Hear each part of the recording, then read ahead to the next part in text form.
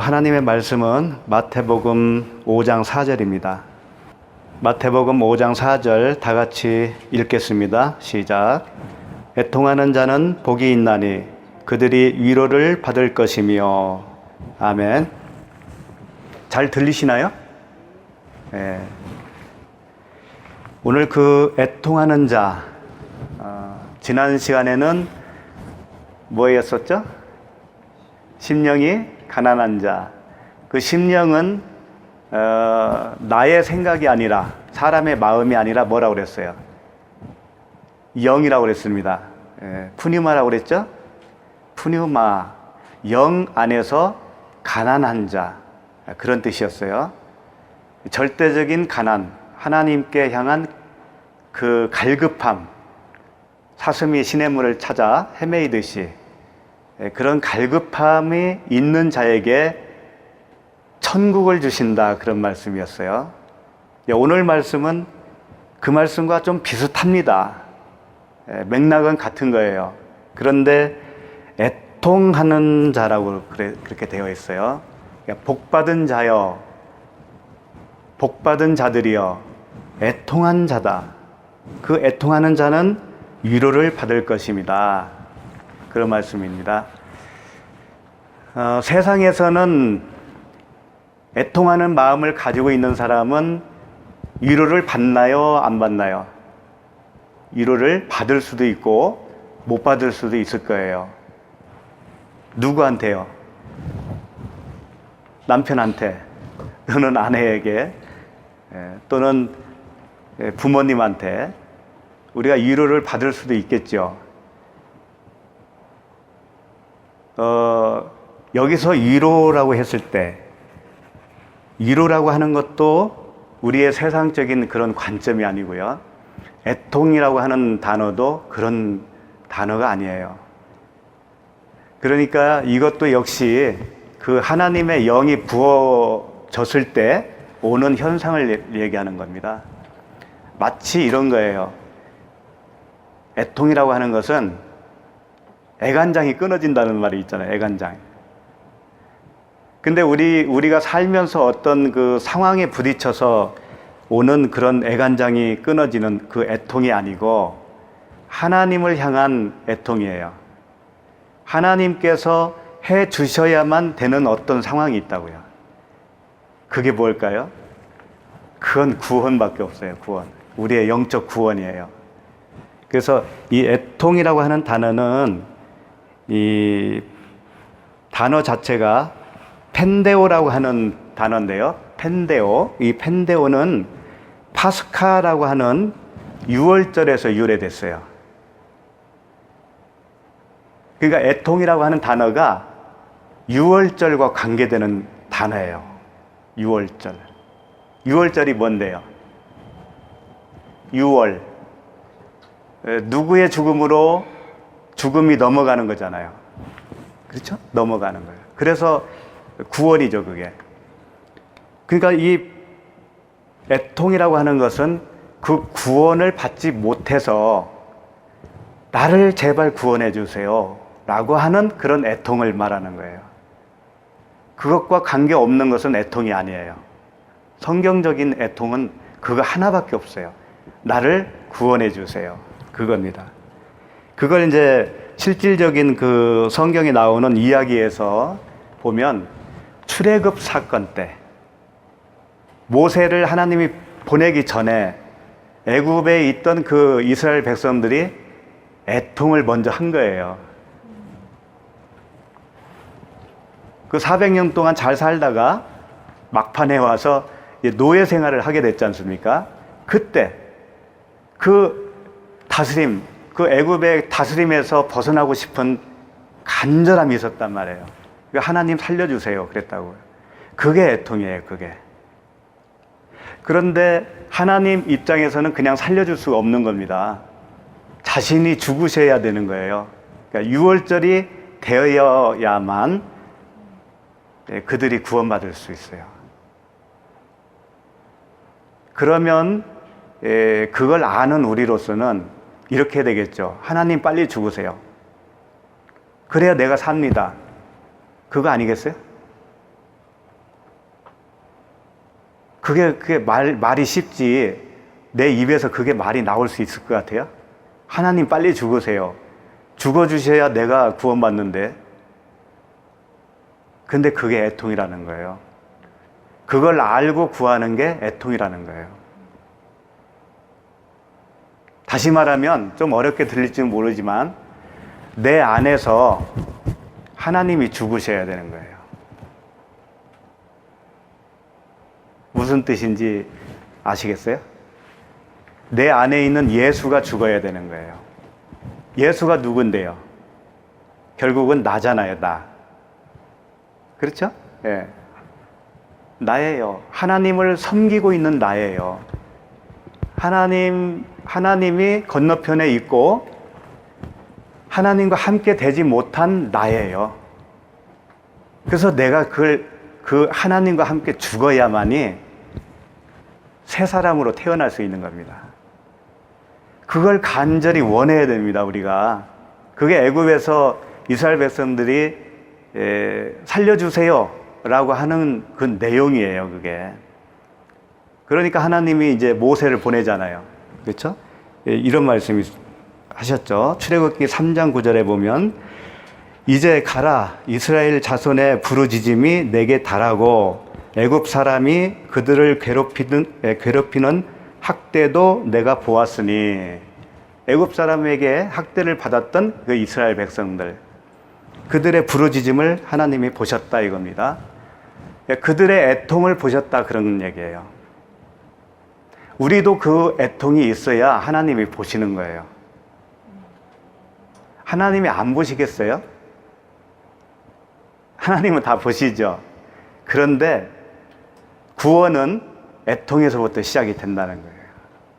그 애굽에서부터 이스라엘 백성이 살려주세요 라고는 애통이 있어야만이 하나님이 모세를 보내는 거예요. 이제 내가 너를 바로에게 보내어 너에게 내 백성 이스라엘 자손을 애굽에서 인도하여 내게 하리라. 이 말씀이 우리에게 다 임했기 때문에 오늘날 구원받은 자로 이렇게 서 있는 겁니다. 감사하죠. 그런데 이 애통하는 마음은 유월절과 관계된다고 그랬습니다. 분명히 예수 그리스도의 죽음이 필요로 하는 구원이었죠. 근데 내 안에 애통이 없는 사람이 있어요. 애통이 없는 사람이 있어요. 그러니까 되는 대로 사는 사람들이 있죠. 기독교인 아닌 사람을 얘기하는 거 아닙니다. 기독교인 중에서 하는 말씀이에요. 애통이 일어나면 반드시 이런 현상이 생겨요. 뭐냐면 나는 왜 이 모양 이 꼴이지? 라고 하는 질문. 복음을 들어도 당최 내 삶에 적용이 안 일어나는 거예요. 내 삶은 그냥 여전히 옛날 방식으로 살고 있고 복음을 들으면 그때는 끄덕이는 거죠. 근데 전혀 변화는 없는 거예요. 그런 모습을 보면서 어떤 마음이 드느냐면 정말 죽겠는 거죠. 그래서 그 마음이 항상 마음이 아파요. 그런 분이 있어요. 그런데 그게 애통하고 있는 겁니다, 사실은. 그게 애통하고 있는 거예요. 잘 안 되는 나를 보면서 왜 이럴까? 그게 애통인 거예요. 하나님은 그걸 보신다니까요. 왜 나는 세상 근심으로 꽉 차 있는가?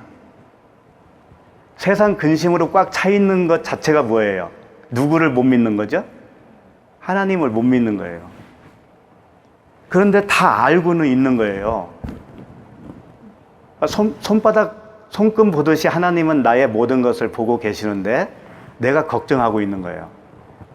마치 하나님은 멀리 떨어져 있는 분처럼 나의 문제에 대해서는 관심도 없는 분처럼 느껴지는 거죠. 그러면서 근심이 쌓이는 거죠. 그리고 어떤 사람들은 복음을 잘 전하기도 하고 그러는데 왜 나는 입에서 말이 안 떨어질까? 왜 요령 있게 복음을 전할 수가 없을까? 그런 애통도 있는 거예요. 그게 우리의 과정 속에 다 있습니다. 예외가 없어요. 그래서 애통하는 자는 어떻게 한다고 그래요? 오늘 말씀에 위로를 받는다고 그러잖아요. 위로.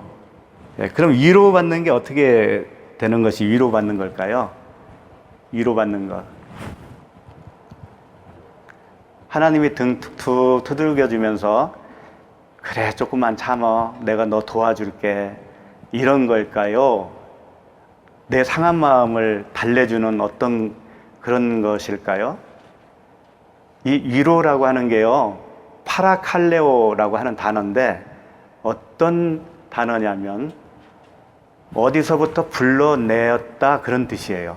그러니까 에클레시아하고 같은 단어라고 보면 돼요. 위로라고 하는 것이 어디로부터 불러주셨다라고 하는 뜻이에요. 그러니까 위로는 뭐냐면 내가 애굽에 있었는데 애굽에서 광야로 이끌어 주신 것이 그게 위로라는 얘기예요. 성경적인 위로는 다르죠. 네. 그 위로를 받으면 어떤 줄 아세요? 더 골치 아파요. 그 위로는 내가 더 골치 아픈 거라니까요. 애굽에서 건져준 건 고마운데 광야로 나왔잖아요. 광야로. 광야에는 뭐 먹을 것도 없지, 마실 것도 없지. 그게 무슨 위로예요? 그런데 하나님은 그게 위로라는 거예요. 우리를 구원해 주신 것 그 자체가 위로라는 거예요. 세상적인 위로 그거 아닙니다. 예. 자꾸 그런 걸 생각하면 안 되는 거예요. 진짜 위로는 내 안에 그 유월절이 일어나야 되는 거예요. 그리스도와 함께 죽는 죽음이 일어나야 돼요. 그러면 그게 위로예요, 위로. 하나님이 나를 불러주신 게 맞구나. 그게 위로입니다. 그러면 어깨에서 짐이 사라지게 되어 있어요. 그리고 내가 농사를 져서 안 먹어도 하나님이 만나를 내려준다니까요. 하나님이 반석에서 샘물 나게 해주신다니까요. 광야가 얼마나 좋아요. 예. 그래서 어떤 여인이 한 분 계셨죠? 과부. 그 과부는 오직 애통하는 마음이었어요. 그 과부를 들어서 주님이 비유로 애통이 무엇인가를 가르쳐 주셨어요. 그 부분을 한번 보셨으면 좋겠어요. 누가복음 18장 1절에서 8절입니다. 불의한 재판관 잘 아실 거예요. 그 내용입니다. 1절부터 한번 보실게요. 예수께서 그들에게 항상 기도하고 낙심하지 말아야 할 것을 비유로 말씀하여 항상 낙심할까 두려워서 우리 예수님이 낙심하지 말고 끝까지 기도해라 라고 하는 의미로 지금 이 비유를 들어 설명하시는 거예요. 그러면 낙심할 수 있다는 얘기도 있잖아요. 우리가 애통을 하지만 그게 덫이 될 때는 낙심할 수 있다니까요. 지금 낙심 중에 계신 분도 계실 거예요. 왜 나한테는, 나는 안 될까? 라고 하는 그 낙심이 있을 수도 있어요. 2절, 이르시되 어떤 도시에 하나님을 두려워하지 않고 사람을 무시하는 한 재판장이 있는데 그 도시에 한 과부가 있어 자주 그에게 가서 내 원수에 대한 나의 원한을 풀어주소서 하되, 어떤 도시에 한 과부가 있는데 이 과부는요, 과부라고 하는 의미가 뭘까요? 과부는 남편이 없는 분이 과부예요. 그렇죠? 예. 남편은 다 있었는데 이제 남편을 잃어버린 거예요. 율법이라고 하는 남편이 있었는데 그게 이제 가짜라고 하는 것을 알았어요. 이제 드디어. 그래서 이제 과부가 된 겁니다. 그러니까 과부가 돼야 좋은 거잖아요. 예, 예. 그 과부가 자주 그에게 가서 도시의 한 그 과부가 누구에게 갔냐면 한 재판관에게 간 거예요. 원수에 대한 나의 원한을 풀어주소서 하되, 여기서 원수는 이 안티디코스라고 하는 단어예요. 고발자, 고발하는 어떤 자예요. 그러니까 과부에게 고발하는 자가 누굴 것 같아요? 그 옛 남편이에요. 율법. 율법은 우리를 정죄합니다. 너 이거 잘못했잖아. 너 이거 죄잖아. 라고 계속 고발을 하는 겁니다. 그게 이제 그에게는 원수가 되는 거예요. 원수에 대한 나의 원한을 풀어주소서. 이게 애통하는 겁니다. 나에게서 해방되는 거, 그게 구원이면서 율법에서 해방되는 게 구원인 거예요. 그게 동시에 일어나는 겁니다. 따로따로가 아니고. 율법은 곧 나의 옛사람인 거예요. 똑같은 거예요. 거기서 해방이 안 되면 항상 율법 아래에 있는 겁니다, 우리는. 율법 아래에서 그 무거운 짐을 진 채 살아갈 수밖에 없어요. 4절, 그가 얼마 동안 듣지 아니하다가, 재판관이 그 과부의 청원을 듣지 않다가 후에 속으로 생각하되 내가 하나님을 두려워하지 않고 사람을 무시하나. 자, 하나님을 두려워하지 않고 사람을 무시한대요. 이게 누굴까요? 불의한 재판관이잖아요. 고약한 재판관이에요. 사람을 무시하고 하나님도 두려워하지 않는다는 거예요. 세상에 이런 사람이 있을까요? 세상에 이런 재판관이 있을까요? 하나님을 두려워하지 않는데요. 많아요? 그런데 두려워해요. 하나님을 두려워하지 않을 자가 없습니다, 사실은. 그렇게 보일 뿐이에요. 그도 죽음에 다다르면 하나님 두려워해요. 그리고 사람을 무시한다고 하지만 임금들도요, 사람을 얼마나 두려워하는지 알아요?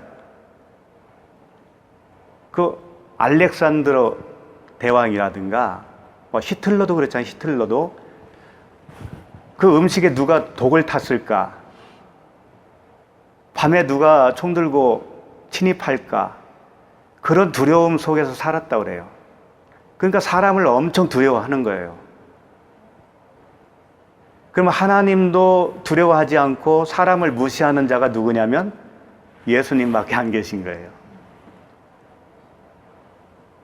이 불의한 재판관이 누구냐면 예수 그리스도란 말이에요. 예수 그리스도. 자기를 지금 재판관으로 비유해서 설명하고 있는 거예요. 5절 한번 보세요. 이 과부가 나를 번거롭게 하니 내가 그 원한을 풀어주리라. 그렇지 않으면 늘 와서 나를 괴롭게 하리라 하였느니라. 자기에 대해서 하는 말씀이에요, 지금. 그러니까 우리가 애통을 하고 있으면 그 원한을 하나님 풀어주시겠다, 그런 거예요. 6절, 주께서 또 이르시되 불의한 재판장이 말한 것을 들으라. 불의한 재판장이 한 얘기를 좀 잘 생각해봐.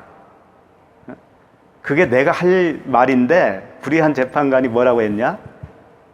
들어주겠다고 했잖냐.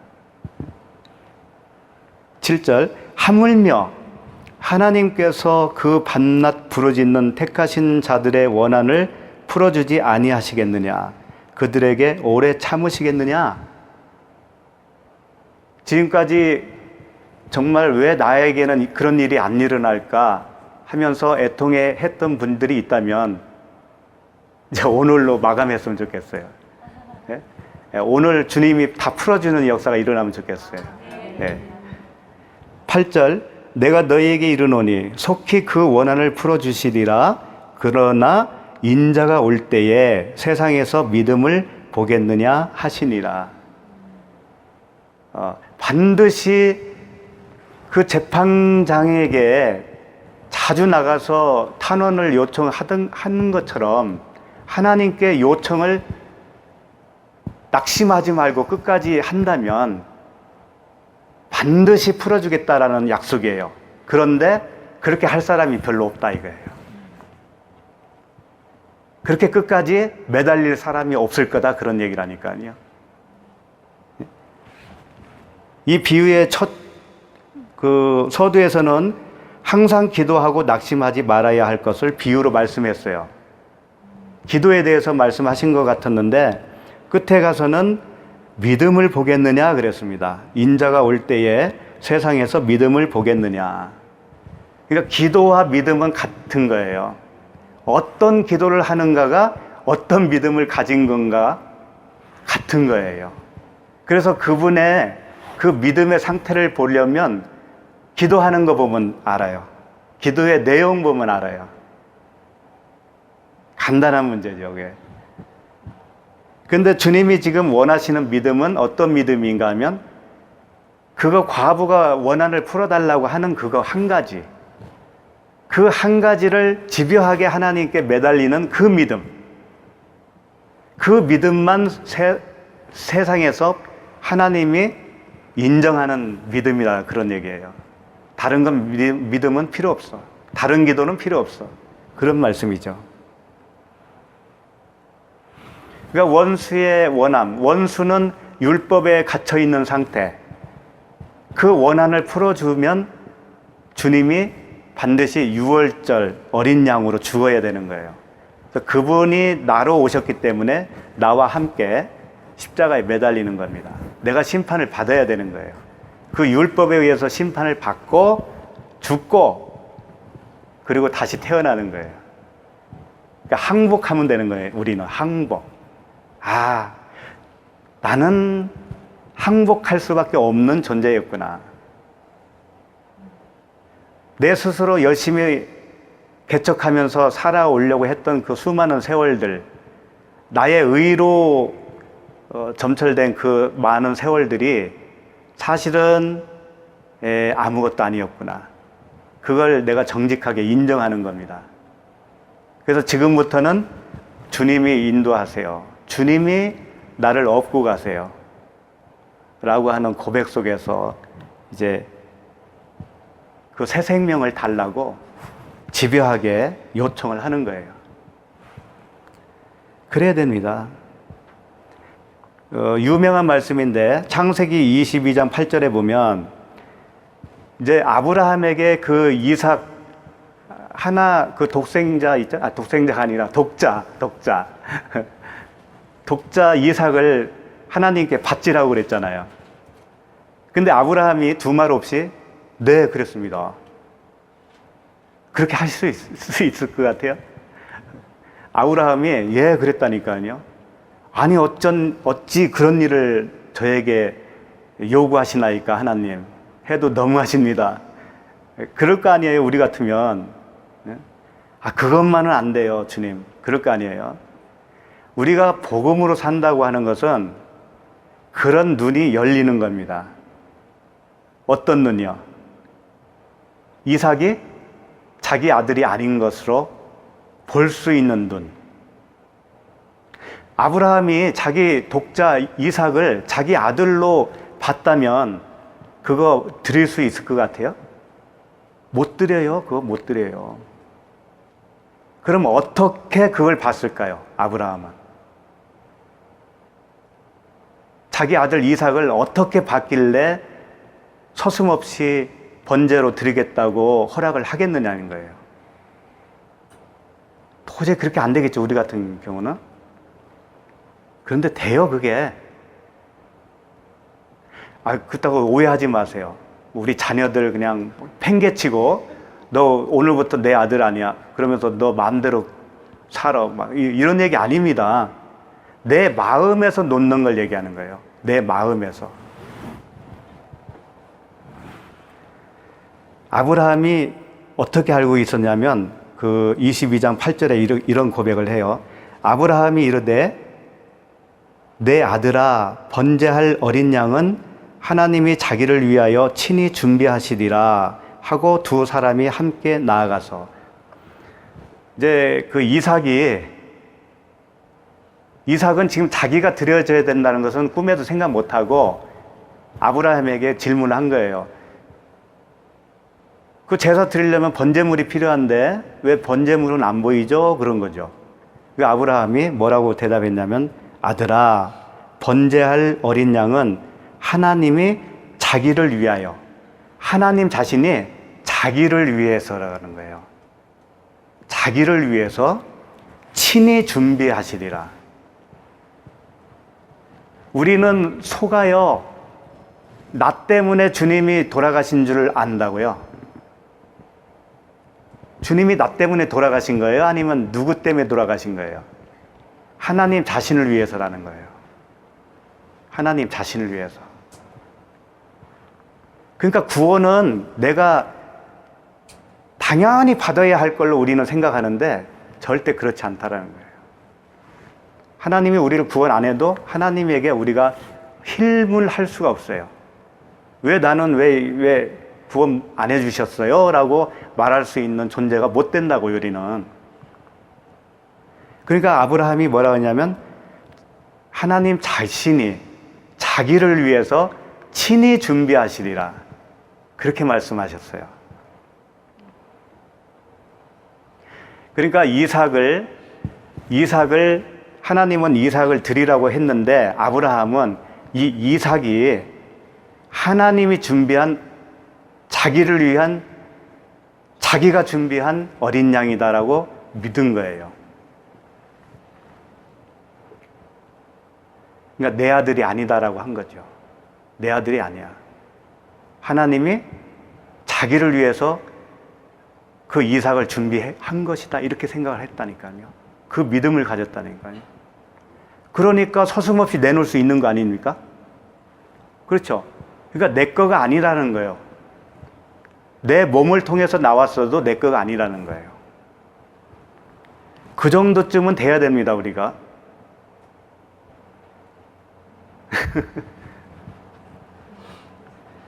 그래서 오늘 그 말씀을 준비하면서 야고보서가 생각이 나더라고요. 야고보서.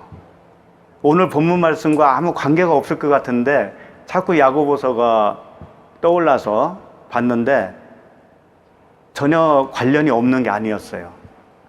그래서 한번 보려고 합니다. 야고보서 3장을 한번 보시죠. 야고보서 3장 2절 말씀 펴보세요. 주님이 이런 말씀하셨어요. 내가 하는 말은 곧 영이다라고 하는 말씀을 하신 적이 있어요. 그러니까 우리도 마찬가지입니다. 우리가 하는 말이 있죠. 이 말이 영이에요. 근데 그 영은 내 마음에 있어요. 마음에. 그러니까 내가 입을 통해서 나오는 모든 말은 나의 마음에서 나오는 겁니다. 그래서 그 사람을 그 말을 통해서 알 수 있는 거예요. 그래서 야고보가 하는 지금부터 살펴볼 내용은 다 그 말에 대해서 이야기하고 있는 거예요. 그런데 말에 대해서 겉으로는 말을 하지만 결국은 그게 뭐냐면 그 사람의 영을 얘기하는 거예요. 영. 그 사람의 영 상태가 어떠한가를 이 말이라고 하는 걸 통해서 설명하고 있는 거예요. 한번 보자고요. 3장 2절을 한번 보시면 우리가 다 실수가 많으니 만일 말에 실수가 없는 자라면 곧 온전한 사람이라 능히 온 몸도 굴레 씌우리라.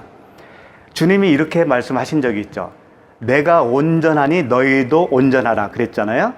그 온전함은 어떤 거겠어요? 주님이 온전하라고 했을 때의 그 온전함, 말이에요. 말. 그 말이에요. 그 말이 온전한 상태가 되잖아요. 그러면 그 온 몸을 굴레 씌운대요. 이 굴레 씌운다고 하는 뜻이 뭐냐면 재갈을 물린다 그런 얘기입니다. 재갈을 물린다. 그러니까 온전한 말만 나올 수 있도록 온전치 못한 말은 재갈을 물리는 거예요. 그러니까 우리가 그렇게 재갈이 물려야 되는 거예요. 그래야 온전한 말만 나와요. 그렇지 않으면 실수가 있다 이거야, 실수가. 그 다음에 6절 한번 보시죠. 혀는 곧 불이요 불의의 세계라. 혀는 우리 지체 중에서 온몸을 더럽히고 삶의 수레바퀴를 불사르나니 그 사르는 것이 지옥불에서 나누니라. 혀는 글로싸라고 합니다. 방언이라고 하죠. 방언. 그게 글로싸예요. 방언은 곧 불이요 불의의 세계라. 혀는 우리 지체 중에서 온몸을 더럽히고 삶의 수레바퀴를 불사르나니 그 사르는 것이 지옥불에서 나온다. 지옥이 어디냐면 우리의 마음이에요. 그러니까 지옥에서 나오는 것은 혀를 통해서 불사를 엎버린다는 거예요. 이 불사른다고 그러니까 좋아 보이나요? 여기서 불사르는 것은 자기를 더럽히는 거예요. 자기를 더럽히는 그 불사름이에요. 그러니까 결국 하시는 말씀이 뭐냐면 내가 지옥인 상태라면 나에게서 나오는 말은 자기를 더럽히는 불사르는 말이다. 그런 얘기예요. 그러니까 자기를 살펴보라는 겁니다. 지금 하시는 말씀이. 자, 13절 한번 보시죠. 13절. 너희 중에 지혜와 총명이 있는 자가 누구냐? 그는 선행으로 말미암아 지혜의 온유함으로 그 행함을 보일지니라. 지혜와 총명이 있는 자가 누구냐 할 때 이 지혜는요, 지혜와 총명은 우리 인간에게 있는 걸 얘기하는 게 아니에요. 그리스도에게만 있는 걸 말하는 거예요. 예. 그래서 그 잠언서가 지혜서라고 하는데 거기에 많은 그 말씀 중에 지혜가 많이 나오죠. 그게 그리스도를 상징하고 있는 거예요. 그 지혜는 그리스도예요. 그러니까 지금 여기서 말씀하는 것도 지혜와 총명은 곧 그리스도, 성령을 말씀하시고 계신 거예요. 그러니까 내가 성령을 받았으면 지혜가 있는 자죠. 네. 근데 성령을 못 받으면 지혜와 총명이 있는 자가 누구냐? 없다, 그런 얘기죠. 그는 선행으로 말미암아 지혜의 온유함으로 그 행함을 보일지니라 그랬어요. 이 선행으로라고 하는 건 뭐냐면 그의 생활 방식을 말하는 거예요. 성령을 받은 상태에서의 생활 방식을 말하는 거라고요. 그렇지 않은 사람의 생활 방식이 있을 거 아니에요. 대조적으로 설명을 하고 싶은 거예요. 정말 네 안에 선은 누구밖에 없다고 그랬어요? 하나님 아버지. 그 아버지에게서 물려받은 선이 있다면 그 선의 방식, 생활 방식이 있을 거 아니에요. 그 방식으로 행함을 한번 보여봐. 이런 말씀인 거예요, 이게. 근데 행함으로라고 하는 말씀도 어떤 것이든 행함을 얘기하는 게 아닌 거예요. 특히 야고보서에는 행함이 없는 믿음은 죽은 믿음이다라는 유명한 말씀이 있죠. 그 행함이 무슨 행함인 줄 아세요? 네? 복음을 전하는 행위를 얘기하는 거예요. 복음을 전할 수 있는 그 재료가 너에게 있느냐 없느냐, 그걸 말하는 거예요. 생각을 해보세요.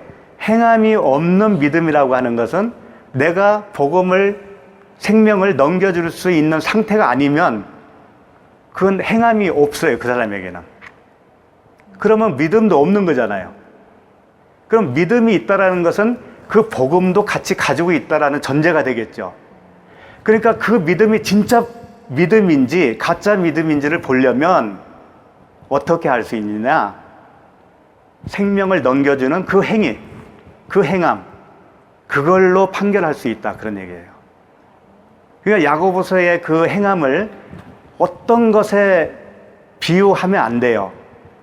예를 들면 믿음이 있으면 주일날 열심히 나와야지 라든가, 믿음이 있는데 봉사도 안 한다라든가, 헌금도 안 한다라든가, 이런 걸로 그냥 그 정목을 시켜버리면 전혀 복음을 이해 못한 사람이라고요.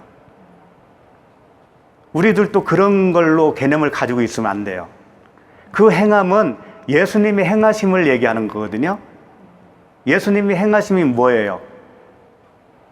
우리를 구원하기 위해서 자신이 죽은 것밖에 더 있습니까? 그리고 죽기 이전에 복음을 전했잖아요. 가르치고 전파하고 고친 거, 이 삼중사역이라고 그러잖아요. 그거 하신 거예요. 그러니까 우리도 그 행함을 보여라고 할 때는 바로 그 행함을 얘기하는 거예요. 가르치고 복음을 전파하고 그 영혼을 고치고 그 일을 할 수 있느냐 없느냐, 이걸 가지고 네가 진짜 믿음이냐 가짜 믿음이냐 이걸 보시겠다, 그런 얘기예요. 그러니까 지혜의 온유함으로 그 행함을 보일지니라. 그걸 못 보이면 곤란하지 않냐. 그런 말씀이에요.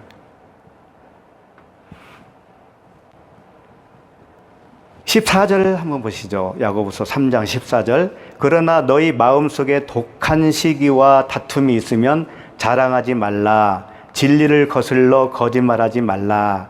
이 얘기는 뭐냐면, 독한 시기와 다툼이 내 안에서 있으면, 내 안에서 아직도 이게 복음이 무언지 모르겠는 거예요. 그래서 내 안에서 충돌이 일어나는 거예요. 분간이 안 되는 거예요. 이게 옳은 건지 저게 옳은 건지 도대체 무슨 말인지 모르는 거예요. 그게 다툼, 시기, 독한 시기와 다툼이 있다라는 거예요. 그럴 때는 어떻게 하지 말라? 자랑하지 말라. 무엇을 자랑해야 되는 거예요? 함부로 하나님을 자랑하지 말고 복음을 자랑하지 말고 자랑하지 말라는 거예요. 왜? 아직 온전치 못하니까. 그리고 진리를 거슬려 거짓말하지 말라고 그러잖아요. 그렇게 자랑하는 말이 뭐냐면 그게 거짓말이다, 그런 얘기예요. 그러니까 하나님께 애통하는 마음이 있어야 돼요. 이 거짓말 안 하려면 정말 애통하는 마음으로 하나님께 나아가야 되는 거예요. 15절. 이러한 지혜는 위로부터 내려온 것이 아니요 땅 위의 것이요 정욕의 것이요 귀신의 것이니라. 예? 맞는 말씀이잖아요. 위로부터 주어진 그 성령의 지혜가 없이 내가 스스로 이야기하는 말하는 모든 것들은 정욕적이고 귀신의 것이다, 그런 얘기예요. 귀신의 것이라고 하니까 귀신이 넣어줘서 그런가, 그런 말이 아니에요. 그 말 자체가 귀신이라, 그런 얘기예요. 예. 16절. 시기와 다툼이 있는 곳에는 혼란과 모든 악한 일이 있음이라. 시기와 다툼, 아까 살펴봤잖아요. 내 안에 시기와 다툼. 복음을 확실하게 선명하게 모르는 상태에서는 다툼이 일어납니다. 그런 상태를 말하는 거예요. 17절. 오직 위로부터 난 지혜가 성령이라고 그랬습니다. 그리스도. 첫째 성결하고, 다음에 화평하고, 관용하고, 양순하며 긍휼과 선한 열매가 가득하고 편견과 거짓이 없나니. 이게 다 진리의 상태를 말하는 거예요. 성령의 그 열매들 있잖아요. 9가지 열매. 그런 성령으로부터 맺어진 열매를 말하는 거예요. 인간적으로 순하고 예의 바르고 그런 것을 말하는 게 아닙니다.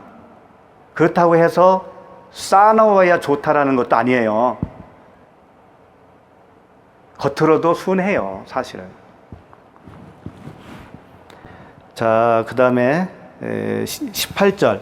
화평하게 하는 자들은 화평으로 심어 의의 열매를 거두느니라.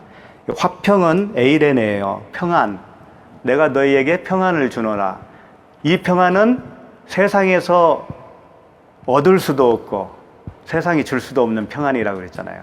오직 위로부터 온 평안. 이 평안은 평안의 그 화평의 열매를 맺는 거예요. 화평이 뭔데요? 그리스도와 하나님과 내가 원수인데 그 원수 사이를 화평하게 시켜주는 거. 그러니까 그 복음으로 생명을 살려줄 수 있는 거, 그게 평강인 거예요. 그게 화평이라는 거예요. 4장 1절로 넘어가도록 하죠. 얼마 안 남았어요.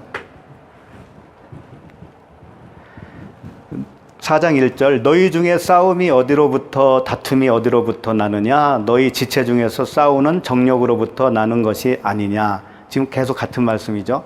너희는 욕심을 내어도 얻지 못하여 살인하며 시기하여도 능히 취하지 못함으로 다투고 싸우는도다. 너희가 얻지 못하면 구하지 아니하기 때문이요. 구하여도 받지 못함은 정욕으로 쓰려고 잘못 구하기 때문이라. 자, 이 유명한 구절이잖아요. 우리가 얻지 못함은 구하지 아니하였기 때문에 얻지 못했고, 구해도 받지 못함은 잘못 쓰기 위해서 그랬다, 그런 얘기죠. 그러니까 요 구절만 딱 띄면 어떻게 되겠어요? 하나님께 열심히 구해서 내가 얻어내야 되겠네. 그런데 이걸 다만 내 정욕을 위해서 쓰지 않기 위해서 구해야 되겠네 하면서 자꾸 선한 생각을 할 거 아니에요. 돈을 달라고 하나님께 기도하는데, 구하는데 이 돈 좋은 데만 쓸게요 이런 생각할 거 아니에요? 이게 그런 얘기가 아니고 위로부터 온 지혜를 얘기하는 거예요. 2절 다시 보시면, 시기하여도 능히 취하지 못하고 다투고 싸우는도다. 이런 말씀을 하는 이유는 성령이라고 하는 그 위로부터 오는 지혜는 내 기술로 되지 않는다 이거예요. 내 요령으로는 되지 않는다 이거예요. 오직 그것을 구해야만이 된다 이거예요. 오직 그것을 구해야 된다. 그런데 구해도 못 받는 경우는 왜 못 받느냐? 정욕에 쓰기 위해서 구했기 때문이다. 성령을 구했는데 정욕에 쓰려고 구했다라는 거예요. 성령을. 정욕에 쓴다는 게 뭘까요? 우리가 그러잖아요. 흔히 성령 받읍시다. 하나님의 은혜를 구합시다. 구하는데 왜 구하느냔 말이에요. 왜 구해요? 그 구해서 성령 주시면은 내가 어떻게 될 걸로 생각을 하시죠? 내가? 네? 능력. 네, 능력 나왔습니다. 또, 그 능력 받아서 어떻게 하려고 그러죠? 한 건 올리려고 하는 거 아니겠어요? 그렇죠? 예. 잘 생각해 보면요, 인간은 순수한 면이 없어요. 다 그 순수해 보이는 것처럼 하나님 은혜 주세요 그러잖아요. 그 은혜 받아서 뭐 하려고? 그거 추적을 해보면 자기를 위해서야. 결국 자기를 위해서가 뭐냐면 그게 정력을 위해서인 거예요. 그러니까 그 시몬이 있죠, 시몬. 사도 바울이 성령을 안수하니까 성령 받는 사람들 모습을 보면서 욕심이 생겼어요. 시몬이라고 하는 그 마술사. 그래서 돈 주고 그 구하려고 그랬단 말이에요. 사도들에게 돈을 주면서 성령 받는 요령 좀 가르쳐 주세요. 그런 거예요. 아니, 자기가 성령을 구하면 되잖아요. 그런데 성령 받는 요령을 가르쳐 달라고 한 거라니까요. 자기가 기도하면 되잖아요. 근데 기도해 달라고 돈을 주는 거라니까. 얼마나 웃겨요. 그렇게 그 시몬 같은 심보 가진 거. 예. 근데 우리가 다 그 심보가 있어요. 처음에는 다. 그렇게 해서 주님께 나아간 겁니다, 그게. 시몬이 나쁜 게 아니에요. 시몬처럼 시작을 했는데 사도 바울과 같이 되는 거예요. 예. 시몬 욕하지 마세요. 그러니까 시몬이 나쁘지 않으니까 사도 바울이 뭐라고 했냐면, 너 회개해. 그러면 은혜 받을 게 혹시 남아있을지 몰라. 그런 말 하잖아요. 그러니까 그 모든 걸 통해서 합력하여 선을 이루는 거라니까. 분명히 시몬도, 마술사 시몬도 회개했을 거예요. 가르쳐 줬잖아요. 이제 회개하면 받는다는 거 가르쳐 줬잖아요. 돈도 안 받고 가르쳐 준 거예요, 그게. 돈도 붓고. 그러니까 성령은 오직 애통하는 마음으로 구하는 방법밖에 없어요. 찾고 구하라, 구하고 찾고 두들기고, 그거밖에 없어요. 능으로도 안 돼요. 힘으로도 안 돼요.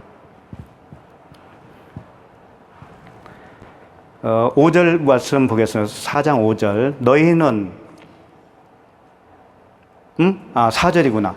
간음한 여인들아, 세상과 벗된 것이 하나님과 원수됨을 알지 못하느냐. 그런즉 누구든지 세상과 벗이 되고자 하는 자는 스스로 하나님과 원수되는 것이니라. 간음한 여인들아 할 때는 우리 모두를 포함한 것입니다. 우리가 하나님과 연합되기 이전에는 간음한 여인이에요. 율법과 간음한 여인. 그래서 그들은 세상과 벗된 것이에요. 그 상태가 하나님과 원수 사이라고요. 그래서 하나님과 원수 되는 것을 알지 못하느냐라고 하시는 거예요. 5절. 너희는 하나님이 우리 속에 거하게 하신 성령이 시기하기까지 사모한다 하신 말씀을 헛된 줄로 생각하느냐. 성령이 시기하기까지 우리를 사모한대요. 성령이. 그러니까 우리가 애통하는 것 같지만 사실은 누가 애통하고 있냐면 하나님 자신이 애통하고 있는 거예요. 그런 거라고요. 하나님이 먼저 죽어주시지 않으면 우리가 거듭날 수도 없고, 그분이 애통하지 않았으면 우리도 애통할 수가 없어요. 6절. 그러나 더욱 큰 은혜를 주시나니 그러므로 일러스되 하나님이 교만한 자를 물리치시고 겸손한 자에게 은혜를 주신다 하였느니라. 여기서 교만한 자는 아까 그 세상과 벗된 여인, 그 상태로 있는 거, 그 상태에서 머물러 있는 거, 그게 교만인 거예요. 겸손한 자는 뭐냐면 과부가 되는 거예요. 이제 그 빚을 버리고 진리 앞으로 계속 나가는 거예요. 그게 겸손한 자입니다. 그런 자에게 은혜를 주시겠다 이거예요. 한국에서 여기 LA까지 따라오신 분들, 아마 그런 분들이 거기에 해당되지 않을까요? 또 오늘 2시간 이렇게 멀리서 오신 분도 계시다는데, 그런 분들 은혜가 임할지어다. 네. 틀림없이 은혜 주실 겁니다. 예. 7절. 그런즉 너희는 하나님께 복종할지어다. 마귀를 대적하라. 그리하면 너희를 피하리라. 여기서 이제 마귀를 대적하라고 하니까는 대적 기도를 하죠. 특히 아울리치 가면서 사찰이 나오면 손을 흔들고 손을 내밀고 기도하고 대적 기도. 귀신 물러가라고. 귀신이 자기인지 모르고. 저도 많이 그랬었어요. 예. 알고 보니까 내가 귀신인데 뭘. 여기서 하나님께 복종하는 것은 진리의 말씀을, 그 말씀을 수용하는 것이 복종이에요. 그 말씀을 아멘으로 받아들이는 것이 복종이고 순종인 거예요. 예, 그게 마귀를 대적하는 거예요. 진리를 받아들였으니까 내가 내 안에 나를 대적한 거라고요. 그렇게 되면 너희를 피하리라. 다 내 안에서 일어나는 거예요. 그렇게 순종하시면 귀신이 나갑니다. 하나님을 가까이 하라. 그리하면 이게 했고요. 여기도 그러네요. 하나님을 가까이 하라. 그리하면 너희를 가까이 하시리라. 당연하죠. 진리의 말씀을 가까이 하라. 그 진리의 말씀이 너에게 새겨질 거야. 그런 말씀이죠. 죄인들아 손을 깨끗이 하라. 두 마음을 품은 자들아 마음을 성결하게 하라. 여기서 두 마음을 품은 것은 선악이라고 하는 율법이에요. 선악이라고 하는 율법을 마음을 성결하게 하라고 할 때는 그걸 하나로 품는 걸 말하는 거예요. 하나로. 어떻게 하나로요? 진리 하나로. 그 선과 악으로 생각했던 것이 진리 하나로 품어지는 거. 그게 율법에서 탈출하는 거예요. 9절 슬퍼하며 애통하며 울지어다. 여기서 애통이 나오잖아요. 슬퍼하며 애통하며 울지어다. 너의 웃음을 애통으로 너희 즐거움을 근심으로 바꿀지어다. 세상적으로 보면 이 말씀이 참 안 좋아 보인다고요. 웃어야죠. 웃으면서 살아야 되잖아요. 근데 웃음을 애통으로 바꾸라는 거예요, 지금. 또 즐거움을 뭘로 바꾸라고요? 근심으로 바꾸래요. 이 웃고 즐기고 이 즐거움 이런 것들은 그 두 마음을 품고 만족하고 있는 상태를 말하는 거예요. 그 종교가 재밌어요. 마약 같아요. 거기 한번 빠지면 힘듭니다. 담배 끊는 것보다 더 힘들어요. 술 끊는 것보다 더 힘들어요. 이 종교가. 거기 그 종교에 빠지면 즐겁고 웃음이 나와요. 웃음이 끊이지 않아요. 그런 웃음을 어떻게 하라고요? 애통으로 바꿔라. 근심으로 바꿔라. 그러니까 오늘 말씀, 애통하는 자는 복이 있나니 위로를 받을 것이요. 이렇게 웃고 즐겁고 종교 안에서 쾌락을 누리잖아요? 그럼 위로를 못 받아요. 위로가 뭐라고 그랬죠? 어디서부터? 불렘을 불러주신 거. 애굽에서 광야로 불러주신 거. 이게 위로란 말이에요.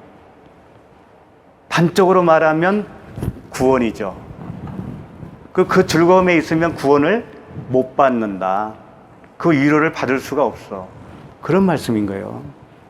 그러니 얼마나 이게 중요한 말씀이에요. 끝으로 10절 주 앞에서 낮추라 그리하면 주께서 너희를 높이시리라. 주 앞에서 낮춘다라고 하는 것은 나의 그 겉사람 옛사람이 죽어야 된다고 하는 것을 절실히 인정하는 거예요. 마음으로 시인하는 거예요. 그래서 예수님이 그래서 죽으셨구나. 그걸 전적으로 주님 앞에 내놓는 거예요. 그러면 높이시리라는 뭐냐면 너 뭐 사람 앞에서 존귀한 자로 높여줄게 이런 뜻이 아니에요. 그런 뜻이 아니고 하늘로 세워주겠다 그런 얘기예요. 네. 원래 이렇게 누워있는 시체인데 세워주겠다 그런 얘기라고요.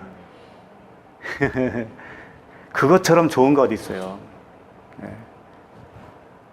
모두 다 우리가 주 앞에서는 낮추고 주님이 우리를 세워주기를 간절히 바랍니다.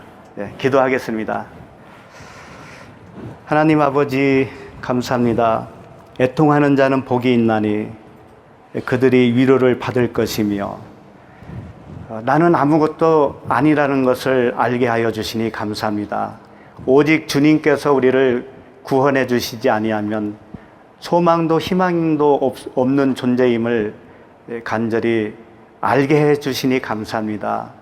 우리를 애굽에서 건져 주셔서 참된 위로를 주시고 가나안에 우리를 이끌어 주셔서 참된 평안을 얻게 하여 주시니 감사합니다. 주님이 주신 이 천국, 주님이 주신 이 위로, 이것을 빼앗기지 않게 하여 주시옵소서. 날마다 주와 함께 걸어갈 때에 그 세상적인 즐거움이 아니고 세상적인 쾌락이 아니라 주님과 함께하는 의와 평강과 희락 안에서 기쁨으로 살아갈 수 있는 저희들 모두가 될 수 있도록 도와주시옵소서. 예수 그리스도 이름으로 기도드립니다. 아멘.